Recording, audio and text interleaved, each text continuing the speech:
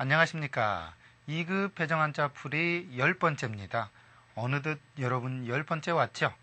이제 문자학에 눈이 뜨이지요.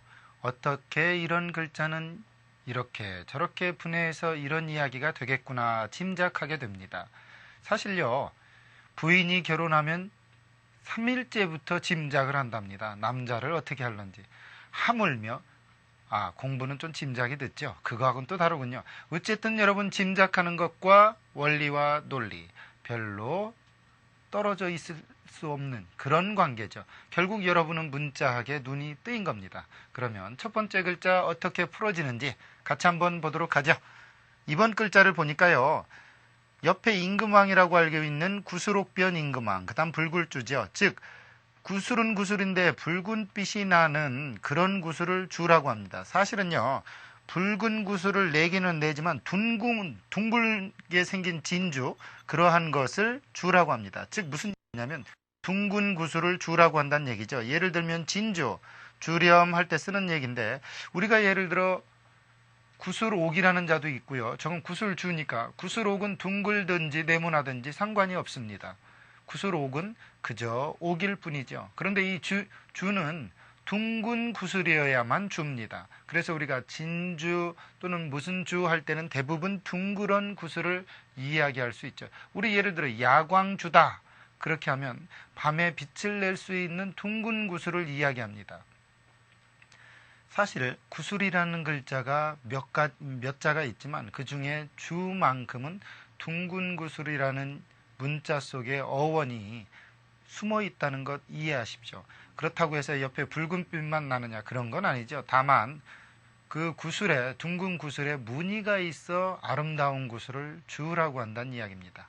그러면 또 다른 글자 한번 보도록 하죠. 이번 글자는 어떤 글자일까요? 여러분이 보기에도 헷갈릴 수 있는 글자입니다. 어떻게 헷갈리는지 같이 보도록 하죠. 윗부분에 이것은 바틀뽕자의 어원에서 따왔고요. 이것은 일찍 죽을 요라고 여러분들이 알고 있는 이것 하늘천자가 아니죠. 이 글자는 어원은 이렇게 생겼습니다. 큰데 밑에 열십, 즉 뭔가 큰 사람한테 물건을 받쳐 올리는 모습이었다는 이야기죠. 그러다 나중에 그 모습이 이렇게 일찍 죽을 요로 바뀌면서 어떤 뜻으로 바뀌었냐면 받들어서 위에 나아간다는 데서 아뢰다 또는 연주하다라는 뜻이 됐습니다. 결국은 윗사람한테 아뢰는 것을 주라고 했다는 이야기고요. 또 옛날에는 윗사람한테 올리는 모든 문서를 시적으로 읊던 데서 이것을 연주하다라는 뜻이 나왔죠. 우리 예를 들어 독주하다, 주청드리다라고 할 때 쓰는 자입니다. 결국은요. 한자의 어원을 보면 옛날 이야기가 숨어있는 경우가 많습니다. 저것도 윗사람한테 알리긴 알리는데 왜 연주하는 뜻으로 숨어 들어갔을까? 왜냐하면요. 옛날에 문서로 올리는 모든 글은 시적인 느낌이 나서 읽을 때 연주하듯 또는 시를 읽듯 우리가 말하는 가사문학 같은 느낌이 많이 듭니다. 그런 의미에서 이것은 틀림없이 연주하다라는 뜻으로도 쓰였다는 것 잊지 마시기 바라겠습니다. 또 다른 글자 보도록 하죠. 이번 글자는 어떤 글자일까요? 네, 사실은 이번 글자는 속자입니다. 정자를 먼저 알아야 되겠죠. 같이 보도록 하죠. 원래 이 글자의 정자는 이렇고요. 이것의 속자가 이자입니다. 정자의 어원을 보면 삼수에 세추에 열십이 있죠. 또 어떤 사람은 이렇게 나누기도 합니다. 삼수에 세매준이라는 글자인데 즉 무슨 이야기냐면 본래는 수면 위로 물 위로 날아가는 수평으로 재빠르게 날아가는 그런 데에서 이것은 승인하다 또는 견주다라는 뜻이 됐다는 얘기죠. 어원을 보면 사실은 이 세매준이 새라는 것이 물가를 수평으로 날아가는 데 그러한 것을 준이라고 했다는 거예요. 그러다가 어느 날부터인가 승인하다, 견주다라는 뜻이 됐고 그래서 우리가 준결승, 비준할 때 쓰는 글자입니다. 사실은요, 여러분이 바닷가를 놀러 가보면 알지만 갈매기나 어떤 그 기러기들이 멀리에서 보면 수평선을 수평으로 이렇게 따라서 날아가는 것처럼 보일 때가 있죠. 그것을 준이라고 했다는 얘기예요. 그러니까 무언가 우리가 승인하다, 견주다라는 것은 후에 생긴 뜻이지 원래는 무언가 같이 나란히 수평선하고 위에 거하고 견주면서 나란히 날아간다는 데서 견주다라는 뜻이 더 많았다는 얘기죠. 그래서 그런지 우리가 준결승, 결승을 나란히 견주는 것을 준결승이라고 그러는 거예요. 그러니까 한자를 알면 아, 준결승이 그런 의미였구나라고 쉽게 이해가 되는 거죠. 그러다 나중에 준결승에서 이긴 사람은 승인받죠. 결승이라고. 그래 승인하다라는 뜻이 됐다는 얘기예요. 사실은 수평선과 자기들이 날아가는 것이 둘이 나란히 수평적으로 견주어졌다는 얘기예요. 사실 여러분 한번 바닷가 보십시오. 수평선 위에 날아가는 새가 수평으로 날아가지는 않지요. 꼭. 다만 이 세매준이라고 그래서 뭔가 열십자처럼 수평적인 어떤 기준선이 되는 그 새를 그 위에 올려놓고서 사용했다는 거죠. 언뜻 사용하면 우리가 그 수평을 잡는 그 건축의 어떠한 도구였지 않겠는가라는 추측해 볼 수도 있습니다. 또 다른 글자 보도록 하죠. 네, 이번 글자는요, 맛지라는 글자입니다. 맛. 과연 맛을 어떻게 보는지 같이 보도록 하겠습니다. 지금 보면요, 이것은 숟가락이고 이 밑에 나리는 달감이 변해서 된 글자입니다. 즉 숟가락으로 입에 넣어서 단맛인지 쓴맛인지 맛을 본다는 데서 이게 맛지자가 됐죠. 그래서 우리가 취지, 성지 할 때 쓰는 자입니다. 결국은요, 나중에는 맛을 보는 데에는 생각이 필요하다 해서 생각지라는 뜻도 있어서 우리가 취지라든가 성지할 때 어떠한 생각이라는 뜻으로도 해석이 됩니다. 결국은요, 옛날에 숟가락으로 떴다는 것 자체가 맛을 볼 때 좀 정갈한 거죠. 원래는 손으로 푹 뜨죠. 된장도 좀 담다가 손가락으로 툭 합니다. 중요한 건 손가락을 직선으로 넣는 사람이 없다는 거예요. 이렇게 구부려서 떨어지지 않게 만든다는 얘기죠. 그래서 그 구부릴 비, 숟가락 비자가 들어간 겁니다. 그리고 그 밑에 나릴은 원래는 달감, 즉 입에 혀를 내밀고 그 위에 뭔가 맛있는 것을 올려놓은 모양, 그것을 통해서 우리는 맛을 표현해낸 거죠. 사실 우리가 맛이라는 것을 어떻게 한자로 만들어낼 건가 얼마나 고민했겠습니까? 그런데 당시에 특징적인 것은 맛을 보기 위해서는 꼭 혀에다가 찍어본다는 얘기죠. 그것에서 힌트를 얻었다는 겁니다. 또 다른 글자 보도록 하죠. 네, 이번 글자는 맛지자가 들어간 글자입니다. 같이 보도록 하죠. 지금 옆에 달월은 몸이죠. 그 다음 맛지자입니다. 이것은 고기라고 그랬죠. 고기 육변 달월. 즉 고기를 맛나게 하기 위해서는 뭐가 필요하냐? 지방이 필요하다. 그래서 이게 지방지자입니다. 사실 요즘 이 지방 때문에 전쟁이 일어났죠. 신흥 종교, 네, 다이어트 종교죠. 중요한 건 뭐냐면 고기의 맛을 내기 위해서는 지방이 필요했다. 이거 고기 먹어본 사람이 아는 얘기죠. 지방이라든가 지분. 이걸 또 다른 말로 뭐라고 하냐면 얼굴, 몸에 맛깔스럽게 만들기 위해서는 연지곤지를 발라야 한대서 이게 또 무슨 뜻도 있냐면 연지를 이야기하기도 합니다. 그래서 우리가 지분하면 연지와 분가루를 지분이라고 합니다. 사실은요, 연지가 얼굴에 곱게 발라주는 그러한 가루잖아요. 그러니까 우리는 언뜻 생각하면요, 고기 먹을 때 살만 먹을 거냐? 아니라는 이야기죠. 맛있게 만드는 부분은 지방이 필요하다. 사실 요즘 여자분들 살찐 분들한테 지방 이야기했다간 참 숱하게 맞죠. 이게 집중적으로 맞습니다. 맞은 데 또 맞고 한없이 맞죠. 중요한 건 뭐냐면 고기만큼은 그래도 누가 뭐래도 지방이 있어야 된다는 거죠. 네, 또 다른 글자 보도록 하죠. 어원적으로 보면요, 옛날 분들은 틀림없이 그런 의미에서 지방이라는 어떤 보이지 않는 것들 또는 보더라도 표현해낼 수 없는 것들을 기가 막히게 한자로 조립하고 있다는 겁니다.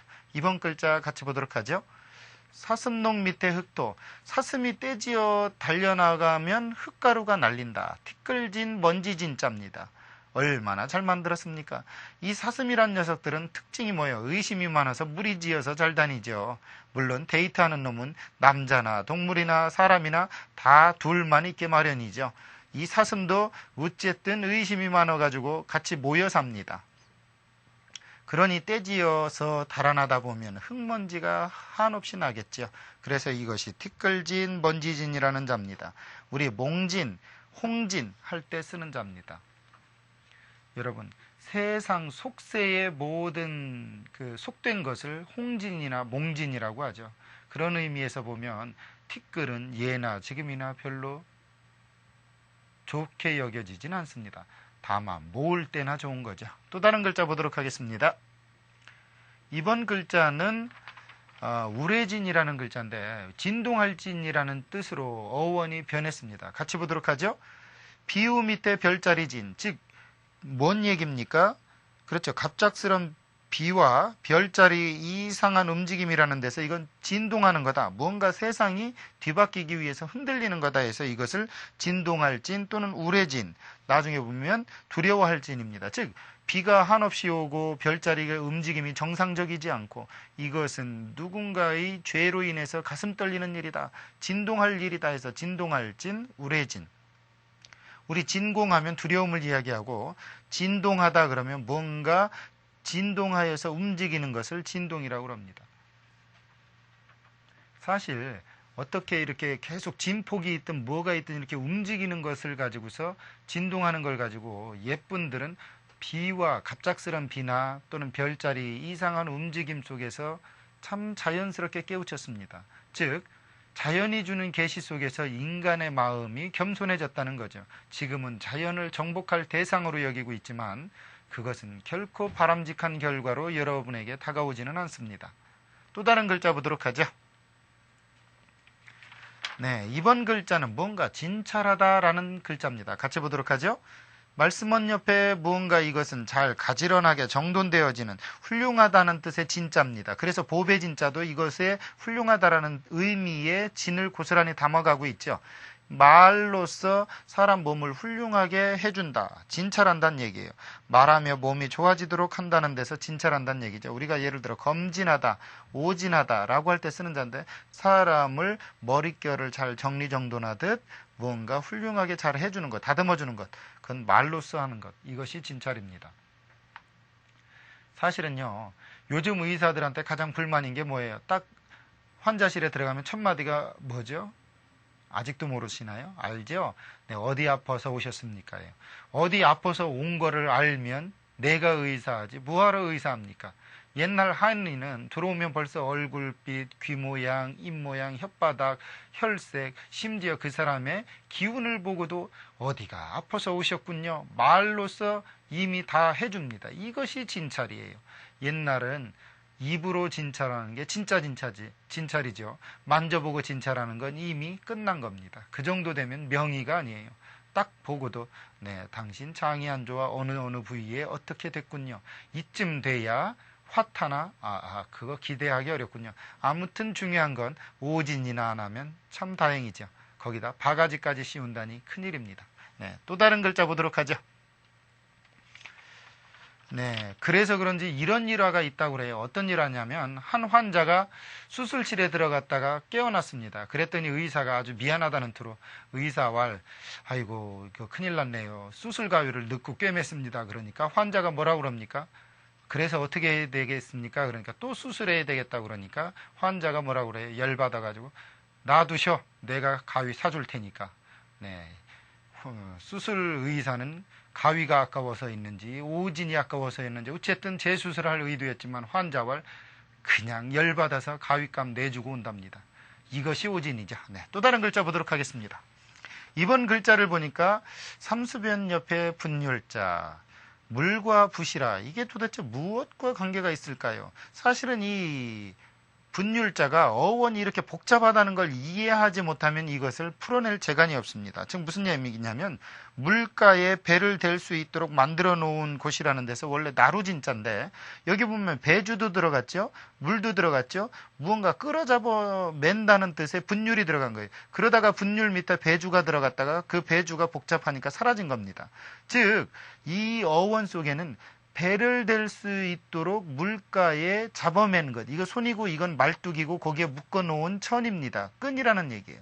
그렇게 해놓을 수 있는 곳이 어디냐? 나루다 해서 나루진자. 우리가 그래서 광나루 하면 옛날에는 광진 이렇게 되는 거예요. 광진포구 이렇게 되는 거죠. 그래서 우리 진액 또는 진선, 나룻배를 진선이라고 그래요. 이 진자 들어가면 대부분 옛날에 나루, 즉 배를 댈 수 있는 곳이었다는 것만 짐작해도 여러분은 한자의 박사가 되는 겁니다. 또 다른 글자 보도록 하죠. 네, 이번 글자도 여전히 어원적으로 풀어지게 됩니다. 구멍열과 이를지 어떻게 될까요? 같이 보도록 하죠. 구멍열 밑에 이를지, 이 이를지는 원래 화살이 여기에서 저쪽으로 딱 가서 박히는 거죠. 즉 구멍에다가 무언가 박히듯이 쌓아놓으니까 구멍이 막힌다는 뜻으로 이게 막힐질자입니다. 즉 무슨 얘기냐면 구멍에 화살이 이르도록 메꾼다는 데서 막다, 나중에는 이 무언가 흐름을 막게 하는 원소다 해서 원소질자, 원소 이름, 우리 질소할 때 쓰는 자죠. 그 다음에 우리 질색하다, 우리가 예를 들어 아이고 네 말을 들어보니까 내가 정말 넌더리가 난다, 질색하겠다 할 때 막힐질, 막힐색, 질색이란 얘기예요. 참 어안이 벙벙해서 누가 말을 하면 참 기가 막히죠? 라고 할 때 질색입니다. 이 질자를 보니까 구멍에 뭘 틀어막는 걸 질이라고 한다는 얘기죠.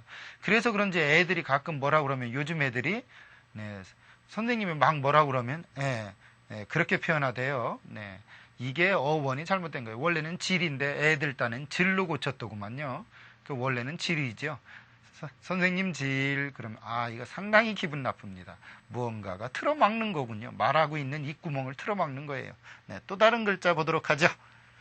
제대로 알고 써야 될 문제인데 잘못해서 질로 바뀌는, 참 어원도 모르고서 쓰는 용어가 수없이 많죠. 또 다른 글자 보도록 하죠.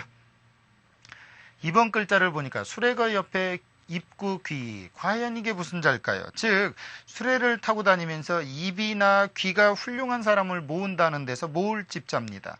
그래서 편집하다, 집목하다, 이건 화알목이라고 해서 나중엔 이건 화목하다란 뜻이죠. 중요한 건 옛날에는 청거제도가 있었죠. 그래서 인재를 모으기 위해서 수레를 보내고 그곳에 타고 오라고 그럽니다. 요즘은 어떻게 해요?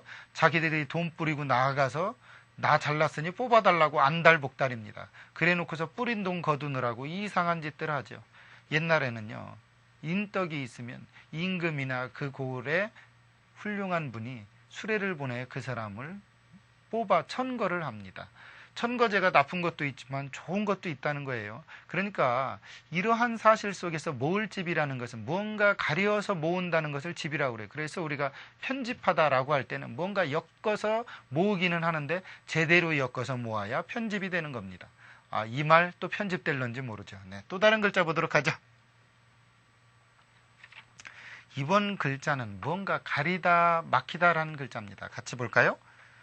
이 쉬엄쉬엄 갈착에다가 이것은 무리서자, 무서자입니다. 즉 뭐냐, 여러 사람이 뛰어오는 것을 막아 가린다는 데서, 우리가 뭐 전경들이나 어떤 그 데모가 있을 때 그 여러 사람들이 몰려가는 데 가가지고 틀어막는 걸 차라고 한다는 얘기예요. 그래 나중에선 이건 가릴 차, 막을 차라고 그래서 우리가 차단하다, 길목을 차단하다 할 때 차자죠. 그 다음 우리가 차광막 할 때 차광, 무언가 햇볕을 막는 것을 차광이라고 그래요. 여러분이요, 어디 음식점을 가다 보면 차광막이 많이 쳐져 있죠, 창가에. 그럴 때 차자가 무슨 차자인지 여러분 몰랐다면 이번 기회에 알아두십시오. 여러 사람이 몰려오는 것을 가서 틀어 막는 것을 가리다, 막다, 차합니다. 그런 의미에서 차는요, 여러분들이 무언가를 차단한다라고 할 때 쓰는 거예요. 자외선 차단, 이럴 때 쓰는 자죠. 또 다른 글자 보도록 하겠습니다. 사실은 이 어원을 알아야 여러분이 이 글자를 해석하는데 굉장히 많이 도움이 됩니다. 같이 보도록 하죠. 지금 원래 이 글자는요, 이 글자, 즉 흰밥쌀, 그 흰밥이라고 얘기하는 그 찬자와 밑에 밥이 들어간 겁니다. 즉 흰밥을 먹는다 해서 이게 먹을 찬 또는 밥찬, 밥은 밥인데 사실은 나중에 알면 물을 만밥을 찬이라고도 합니다. 우리가 그래서 만찬, 오찬 할 때 찬인데 중요한 건 뭐냐, 흰쌀밥이라는 거예요. 흰쌀밥 찬자에 밥식이니까. 그러니까 우리가 만찬장에 간다는 건 그 당시에 먹어보지 못한 흰 쌀을 대접하는 것처럼 뭔가 좋은 것을 주는 게 만찬이지, 갔더니 뭐 이상한 것만 주다 그러면 그건 만찬장이 아니고 오찬장도 아닙니다. 중요한 건 그것은 그냥 먹는 식당일 뿐이죠. 이처럼 차는 뭔가 지극히 정성스러운 음식이 진열되어 있는 걸 찬이라고 한다는 얘기죠. 또 다른 글자 보도록 하겠습니다. 네, 편지찰이라는 글자입니다. 우리가 서찰을 전하다라고 할 때 쓰는 자거든요. 같이 보도록 하죠. 나무목 옆에 구부를 세을 자, 즉 옛날에는 나무 조각을 계속 엮어서 구부려 가지고 말아 가지고 만든 게 뭐냐, 편지였다 해서 편지찰입니다. 우리가 서찰, 현찰, 네, 무지하게 좋아하는 거죠. 중요한 건 나무든 대나무든 구부려서 둘둘 말았던 게 당시에 편지든 종이든 그런 형태였죠. 그것을 찰이라고 했고, 이것은 그런 의미에서 편지찰은 틀림없이 나무 조각, 목간 쪽에 더 많이 쓰이지 않았겠는가라고 짐작하면 아마 맞을 겁니다. 또 다른 글자 보도록 하죠. 네, 이번 시간의 마지막 글자인가요? 같이 보도록 하죠.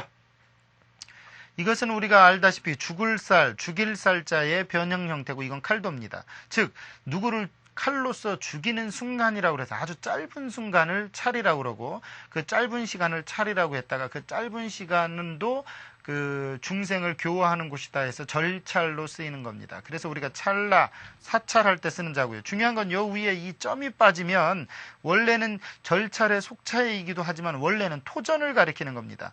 즉 땅이나 전답을 가리켰을 때 쓰는 찰이었다는 얘기죠. 이 점이 없으면요, 사실은 죽일 살자도 원래는 저게 점이 있는데 그 점을 빼면 약자가 되는 거고 속자가 되는 겁니다. 옛날 사람들은요, 점 하나를 넣고 빼는 걸 좀 쉽게 생각한 경우가 있죠. 요즘은 점 하나 넣고 빼고 잘못하면 뭐 큰일 나는 시대가 됐고요. 중요한 건 속자 속에서도 뜻이 바뀐 경우가 있다는 것 잊지 마십시오. 오늘 강의 여기까지입니다. 감사합니다.